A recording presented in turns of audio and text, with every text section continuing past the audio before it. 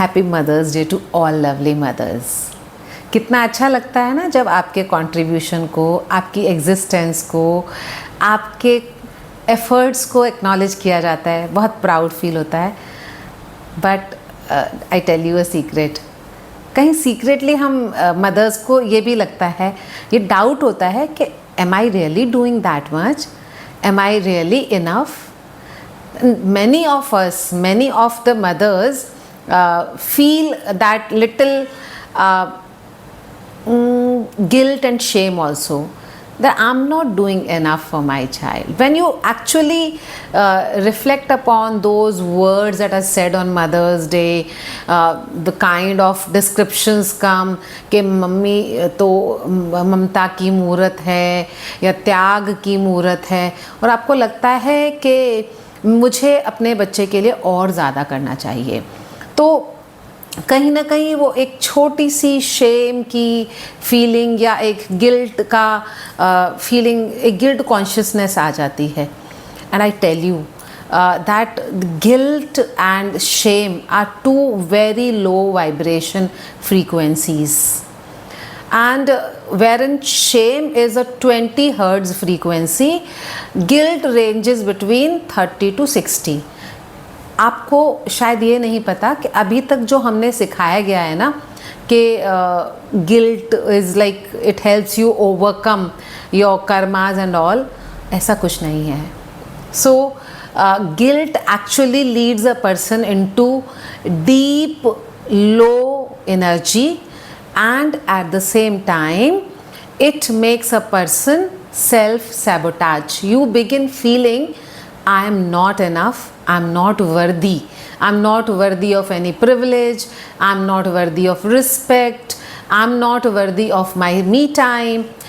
So dear mothers, in this session I'm going to share with you a very powerful mantra that you can repeat 11 times in the morning and 11 times before the bed। and आपको इस मंत्र के repetition से आपको ये low vibration frequency emotion से निजात मिलेगी। तो इस सेशन में आगे बढ़ने से पहले चैनल को सब्सक्राइब कर दीजिए और इस डबल टैप करके इस पोस्ट को सेव कर लीजिए, क्योंकि आपको इस पर बार बार वापस आना पड़ेगा। आपको एक सीक्रेट और बताती हूँ कि हमें जो ये सिखाया गया है ना कि पश्चाताप से पाप धुल जाते हैं, या mothers are like they are great, और उनको हर वक्त अपने आप को कंज्यूम करते रहना चाहिए सबके लिए, ये कहीं ना कहीं बहुत डैमेजिंग एथिक्स और इमोशंस हमें दे दिए गए हैं, जिसको हम पीढ़ी दर पीढ़ी जीते आ रहे हैं। I tell you that being a mother you should be more स्वार्थी देन परमार्थी। देखिए, आपने एक नई फैमिली में आके वहाँ पर अपनी जगह बनाई, आपने सबके साथ अपना एक रिलेशन डेवलप किया, और कहीं आपने अपनी ज़रूरतों से ज़्यादा और अपनी कैपेबिलिटीज़ से आगे बढ़ के आउट ऑफ द वे जाकर भी रिलेशनशिप बिल्डिंग में कंट्रीब्यूट किया, and you are worthy of all the appreciation and privilege therein, right? So before you had a child, आपने ये सारे रिश्ते बनाए, उसमें बहुत परमार्थ का काम लिया, आउट ऑफ द वे जाके किया, लेकिन अगर अब आप एक मदर हैं या मदर होने का प्लान कर रहे हैं, तो अपना माइंडसेट आपको करेक्ट करना है, और आपको ये मानना है कि as a mother you have to be स्वार्थी, और आपको कुछ लाइंस ड्रॉ करनी होती हैं। ऑलराइट, सो इस बारे में और आगे बढ़ने से पहले मैं आपको बताऊंगी कि मुझे ये गिल्ट कब आया। तो while my son was just 6 to 7 years and I was a working mother and I was very passionate about my profession. तो मैं दिल लगा के अपने प्रोजेक्ट्स करती थी। I was into educators work, into job, school job. So when I was like working on my projects and all, I would see most of my colleagues like being home centered, being only around their children, and their life, even if they were at school, their life would surround around their children, and half of them were worried कि अरे मुझे ना ये लगता है कि मेरे बच्चे बड़े होके क्या करेंगे, I want to get 10 years ahead of time, I want to see मेरे बच्चे आगे क्या कर रहे हैं, एंड आई वुड रिफ्लेक्ट कि ये क्या है। मैं तो कभी ऐसा नहीं सोचती, मुझे तो लगता है कि जब बच्चे बड़े होंगे तो वो अच्छा ही कर लेंगे। तो एक समय के लिए, कुछ समय के लिए मेरे मन में ये विचार घर कर गया कि पता नहीं बच्चे बड़े होके क्या करेंगे, सब लोग तो इतनी फ़िक्र करते हैं, मैं तो इतनी फ़िक्र ही नहीं करती, मैं तो अच्छी माँ नहीं हूँ। तो one fine day I asked my child, my son, so I said Kshitij, सारी मदर्स इतनी चिंतित रहती हैं अपने बच्चों के फ्यूचर को लेके, और मुझे तो ऐसी फ़िक्र नहीं होती, but do you think that I am not caring enough for you, that I am not being enough for you? He said, मम्मा come on, don't worry, I'm so proud of you, I'm really proud of what all you do. So this particular stance that my son took at the age of 6, that really had helped me overcome that guilt, right?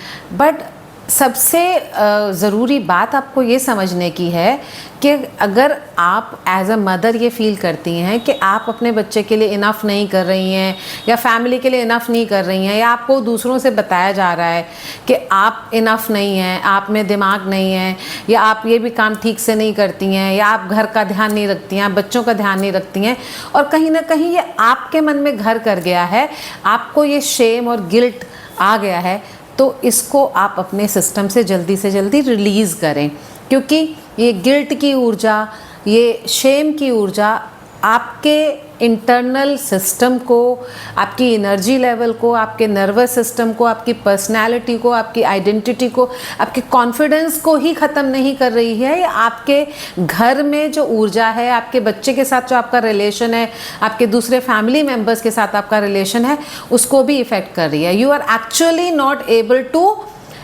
Play enough when you are not thinking you are enough. All right, तो आपको as a mother कुछ boundaries draw करने की ज़रूरत होती है कि भाई मुझे ये वाला समय अपने बच्चे को देना है, और बहुत क्वांटिटी ऑफ टाइम आपको बच्चे के अराउंड स्पेंड करने की ज़रूरत नहीं होती है। पर्टिकुलरली जब आपका बच्चा 3-4 साल का हो गया है, उसके रूटीन सेट हो गए हैं, वो स्कूल जाता है, स्कूल से आता है, सोता है, खाता है, तो उसकी ज़रूरतों को पूरा करने के अलावा आपको उसके साथ खेलने के लिए, उसके साथ फ़न के लिए टाइम लगाना है जब वो जागा हुआ है। और उसके लिए आपको ये प्लानिंग करनी है कि बच्चे को आप कितनी इफ़ेक्टिव एंगेजमेंट एक्टिविटीज़ में ऑक्यूपाई करें, जिससे उसका प्रॉपर डेवलपमेंट हो और बच्चा खुश भी रहे। इसके अलावा आपको पूरा दिन हर वक्त उसके पास एज अ गार्ड नहीं बैठे रहना है, आपको फैमिली के दूसरे मेंबर से भी अपनी रिस्पॉन्सिबिलिटी शेयर करनी है। So one boundary that you draw is that you ask for help. You don't believe that you are अष्टभुजा वाली माता और आप सारे के सारे काम खुद ही कर सकती हो। You must seek help and you must share the responsibilities with other family members, your spouse, your in-laws, whoever is there around you, right? So एक तो बाउंड्री आपको ये ड्रॉ करनी है कि सब कुछ अपने ऊपर नहीं लेना है, क्योंकि आपको भी अपने एक स्पेस की, अपने रिप्लेनिशमेंट की ज़रूरत होती है। देखिए, अगर मेरे पास ये पानी से भरी बॉटल है ना, और मैं इसमें से पानी पीती रहूँ, ओके, सो मैं इसमें से 1 बार पानी पीऊँ, 2 बार पीऊँ, 10 बार पीऊँ, लेकिन जब ये पानी ख़त्म हो जाएगा तो मुझे इस बॉटल को पानी भरे बिना क्या मैं पानी पी सकती हूँ? नहीं ना, नो ना। सो इस बॉटल में से और पानी कंज्यूम करने के लिए मुझे इस बॉटल को फिल करना होगा। तो इसीलिए जब हम अपने एनर्जी में से, अपने टाइम में से सब बार बार स्पेंड करते रहते हैं, सब चीज़ों को एनर्जी देते हैं, सब चीज़ों को समय देते हैं, और अपनी एनर्जी को, अपने एंथुजियाज़म को, अपने मोटिवेशन को रिप्लेनिश नहीं करते, तो हम एग्जॉस्ट हो जाते हैं। और फिर जो रिलेशनशिप में जॉय, जिसका वाइब्रेशन 580 हर्ट्ज़ है, वो हम नहीं प्रोवाइड कर पाते। तो आप क्या चाहते हो कि आप आपकी प्रेजेंस दूसरों के लिए जॉयफुल हो, पर्टिकुलरली अपने बच्चे के लिए, क्योंकि अगर आपकी प्रेजेंस बच्चों के अराउंड जॉयफुल नहीं है, अपने स्पाउस के अराउंड जॉयफुल नहीं है, और आप एग्जॉस्टेड, एक दुखी मदर हैं, तो आपको कितना भी आप कंट्रीब्यूट कर लीजिए, कितना भी त्याग कर लीजिए, कोई आपके आसपास खुश नहीं होगा। तो आपको कुछ समय अपने लिए निकालना है, ये आपको दूसरी लाइन ड्रॉ करनी है, दूसरा एक बाउंड्री ड्रॉ करनी है कि भाई मुझे अपना थोड़ा समय चाहिए, उसके लिए आप किसी भी तरह से फैमिली से डील करें। तीसरी बात ये होती है कि आप ना अपने मन में बहुत सारे ख्याली पुलाव पकाती रहती हो कि इसने मुझे ये कह दिया, उसने मुझे ये कह दिया, या किसी ने कुछ कहा भी नहीं, आप ये एक एज्यूम करके चलते हो कि फ़लाँ ने ऐसा सोच लिया होगा, ऐसा कर दिया होगा। और ये जो ओवर थिंकिंग है, ओवर एजम्पशन है, ये आपको आपकी पॉजिटिव एनर्जी से ड्रेन करता रहता है। हो सकता है दूसरे ने ऐसा सोचा हो, और ये भी तो मान के चल सकते हैं कि उसने ऐसा सोचा नहीं है, और ऐसी कोई भी बात नहीं है जैसा कि मैं सोच रही हूँ। तो अपने दिमाग को अगर आप पॉजिटिव थिंकिंग में लगाओगे तो आप ज़्यादा ऊर्जा आपको रहेगी, और आप जॉय, हैप्पीनेस के वाइब्रेशन पे रह पाओगे। अदरवाइज़ ये ओवर थिंकिंग, आपका माइंड आपको कहीं से कहीं ले जा सकता है, और आप कुछ भी कनेक्शंस ड्रॉ कर लोगे, कुछ भी एविडेंसेस ड्रॉ कर लोगे कि हाँ फलां ने तो मुझे ऐसे कहा था, वो तो ऐसे ही सोचता है, जो नहीं है उसको भी आप एज्यूम कर लेते हो। तो इस तरह की बातों पे, इस तरह की सोच पे अपनी ऊर्जा अपना लगाएं।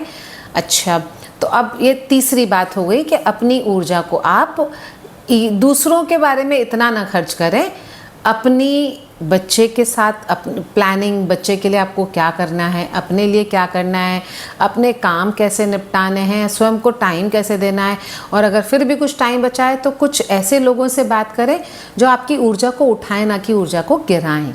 ठीक है। इसके लिए भी आपको एक स्किल सीखने की ज़रूरत होती है। कुछ लोग आपकी ऊर्जा को कंज्यूम करते हैं, तो उनसे आप पोलाइटली कुछ भी बहाना भी बना सकते हैं, that I have got this work to do, that work to do. ज़रूरी नहीं है कि आप ऐसे लोगों के बीच में अपनी एनर्जी को, ऊर्जा को बिताएं, जहाँ पे अपने समय को बिताएं जो कि आपकी एनर्जी को डाउन करें और अपलिफ्ट करने में मदद ना करें। तो जो लोग अच्छी बातें करते हैं, अच्छी बातें से मेरा मतलब है कि वो थोड़े ज्ञान की बातें करते हैं कि देश दुनिया में क्या हो रहा है, क्या साइंटिफिक डेवलपमेंट, ना कि लड़ाई झगड़े की। न्यूज़ भी ऐसी देखें जिससे कि आपको पता चले कि भाई एआई आया है, उससे क्या क्या पॉसिबिलिटीज़ हैं, अपनी आप स्किल्स को एनहांस कर सकें। और भी कुछ नहीं, दूसरी मदर से बात करें, वो अपने बच्चों को कैसे इंगेज कर रहे हैं, उनको क्या परेशानियां आ रही हैं, अगर उनकी किसी परेशानी को आप हल कर सकती हैं तो आप हल करें, या उन्होंने क्या अच्छा किया है जो आप सीख सकते हैं। तो एक आप मदर्स की कम्युनिटी भी बना सकती हैं। दूसरा, motherhood experience teaches you a lot. You learn a lot of skills. You learn the skills to understand non-verbal communication, because अगर आपका बच्चा बहुत छोटा है तो बहुत सारी, वो तो सारा ही कम्युनिकेशन नॉन वर्बल करता है, पर इवन बड़े बच्चे वो भी वर्बल कम्युनिकेशन सब समय नहीं करते हैं। वो आपको आधी बातें नहीं बताते जो आप उनको उनके बॉडी लैंग्वेज से, उनके जेस्चर से समझ सकती हो। तो आप नॉन वर्बल कम्युनिकेशन में अपनी कैपेबिलिटीज़ एनहांस कर सकती हो, यानी कि रिफ्लेक्ट कर सकती हो कि बच्चे ने ऐसा रिस्पॉन्स दिया तो उसका कुछ कारण है। हर वक्त दूसरों के बारे में गलत सोचने के बजाय ये भी सोच सकती हैं कि उसका हो सकता है उसको कुछ और परेशानी हो। ठीक है, सोच सकते हैं ना। तो मेरा कहने का मतलब है कि आप अपने ज़िंदगी को, मातृत्व को व्यवस्थित करें और कुछ प्रायोरिटाइज डिसाइड करें। आपके बच्चे के लिए आपको उसको किस तरह से समय देना है, उसकी प्लानिंग आपकी फर्स्ट प्रायोरिटी है। आपकी सेकंड प्रायोरिटी अपने खुद को समय देना, अपनी फिज़िकल हेल्थ को फिट रखने के लिए, अपनी मेंटल हेल्थ को अच्छा रखने के लिए थोड़ा सा रिक्रिएशन, बच्चे के साथ आप खेल लें, अपने स्पाउस से बात करें, और थोड़ा सा फैमिली का जो आपका जितना भी मैकेनिज़्म है उसकी प्लानिंग, इन सब पे समय लगाएं। तो आप थोड़ा और व्यवस्थित लाइफ जी सकते हैं, और आप और बेटर मेंटल एनर्जी में और एक बेटर मेटाफिजिकल एनर्जी में रह सकते हैं कि आपके आसपास का एनवायरनमेंट भी आपका बहुत ऊर्जावान रहे। अब बात आती है कि मुझे आपको जो मंत्र सिखाना है कि आप कैसे अपने एनर्जी को हायर बना के रख सकते हैं, जिससे कि आप बार बार नेगेटिव थॉट्स में, ओवर थिंकिंग में स्लाइड ना करें। और जब भी आपको ऐसा महसूस हो कि आप ये ओवर थिंकिंग वाली जोन में जा रहे हैं, आप अवेयर हों और आप खुद को उस स्टेट से बाहर निकालने के लिए कोशिश कर सकें। तो आई होप कि आपने चैनल को सब्सक्राइब कर लिया होगा और आपने डबल टैप करके इस पोस्ट को सेव भी कर लिया होगा। So I am going to share with you how would you make sure that you are releasing the guilt and shame and you are not staying in the low vibration emotions for a long time. You are releasing them and you are replacing them with the vibration of joy. So are you ready? All right, so take a deep breath in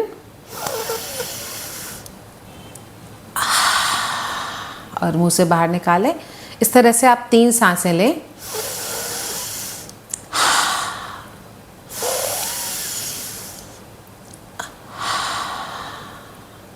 अब जो आपका ये heart चक्रा है, यानी कि अपने clavicle पे आप अपने दोनों हाथों से इस तरह से टैप करेंगे और ये आप नोट कर लीजिए। अभी मैं आपको ये एफर्मेशन दे देती हूँ। I am enough, whole and complete. I am enough, whole and